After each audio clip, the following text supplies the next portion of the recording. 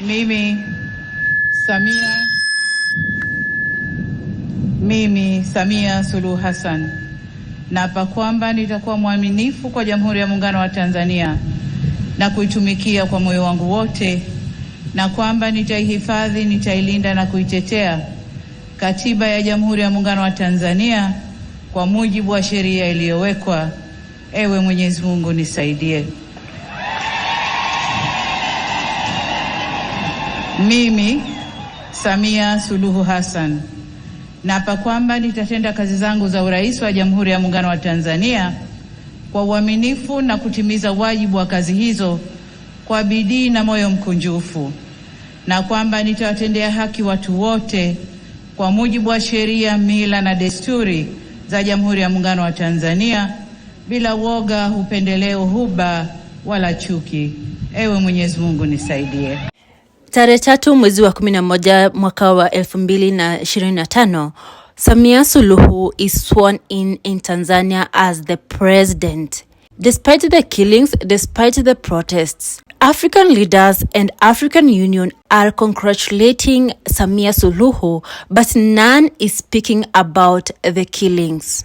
On 3rd November 2025, Samia Suluhu Hassan was sworn in as the president of Tanzania, with only soldiers, leaders, and cameras present. This time, the swearing ceremony was held at a military parade ground, not a public stadium as in past years. Ordinary citizens were barred from attending, and the event was shown live on state TV only. Samia Suluhu, wearing a red headscarf and dark glasses, raised her hand and took the oath of office, promising to protect and lead the nation. But outside those gates, across Tanzania, chaos and mourning filled the streets. Just days earlier, the government announced that Samia had won with 98% of the vote, an unbelievable number in a country where opposition parties had long complained of intimidation and arrests. Her main rivals were either in prison or barred from running.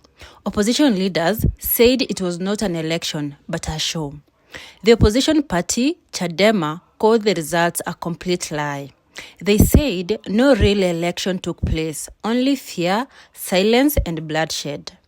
Reports from across Tanzania spoke of violent protests that began on election day and continued through the weekend. In many towns, security forces fired live bullets for demonstrators. Videos and eyewitnesses accounts told stories of bodies lying on roads, of families searching hospitals, of youth beaten and arrested. The government tried to control the story, but it couldn't stop the truth. Rights groups said hundreds were killed. The opposition claimed at least 800 people were dead. A diplomatic source told the BBC there was proof of over 500 people dead. The United Nations confirmed at least 10 deaths in 3 cities, saying that many more could be verified due to an internet blackout across the country. The blackout meant Tanzanians could not share videos or even call for help. Information stopped flowing, but violence did not. Around the world, voices of concern grew louder. The United Nations Secretary General Antonio Guterres said he was deeply concerned about reports of deaths and injuries. The European Union called on Tanzanian authorities to show restraint. But from Africa's own leaders, silence or praise. The African Union was among the first to congratulate Samia Suluhu. The AU statement spoke about peace, stability, and cooperation, but said nothing about the bloodshed or the people killed. To many citizens, it felt like betrayal. How could the African Union, the guardian of African democracy, remain quiet while citizens were dying for their votes? The African Union's mission is clear on paper. It says it stands for free elections and human rights. But in practice, the African Union often moves slowly and avoids taking sides, especially when the leaders involved are friends of those in power. For many Africans, this was not a surprise. The African Union has been criticized before for being too weak, too political, too protective of sitting presidents. In the past few years, Africa has seen military coups, stolen elections, and deadly crackdowns from Sudan to Niger to Zimbabwe to Gabon. Each time, the African Union sends statements, but rarely takes strong action. It suspends some countries for coups, but does almost nothing when ruling parties win by 98% or when protesters are shot. Experts say there are reasons for this silence. The African Union is made up of the same governments it's supposed to hold accountable.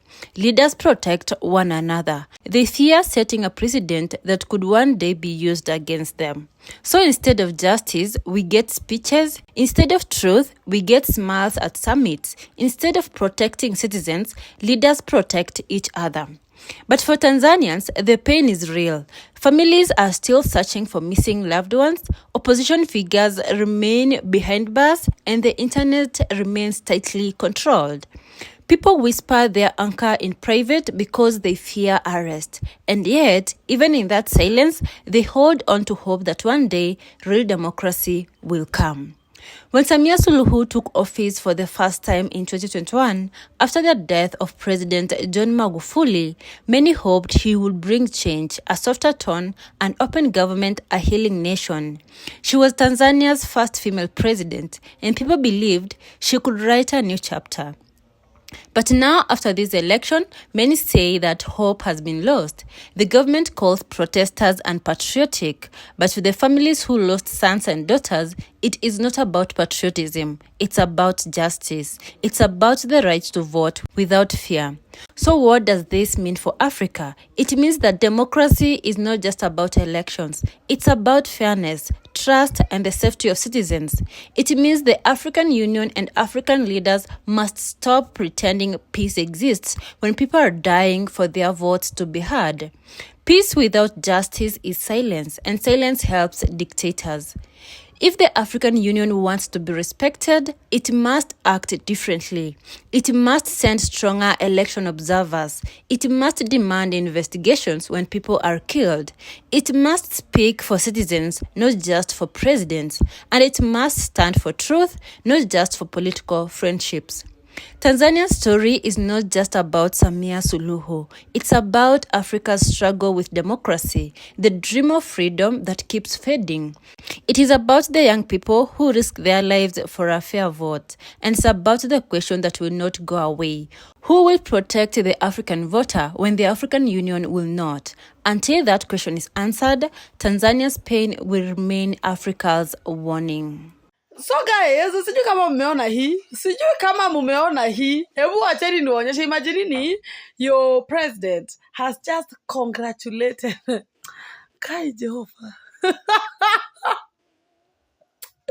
Wewe, hebu acheni tusome kwa pamoja kwa sababu hii niliwaambia ni kuchanganua sentensi, kunyambua vitenzi. We have ile kuchanganua sentensi kwa matawi. Mnakumbuka?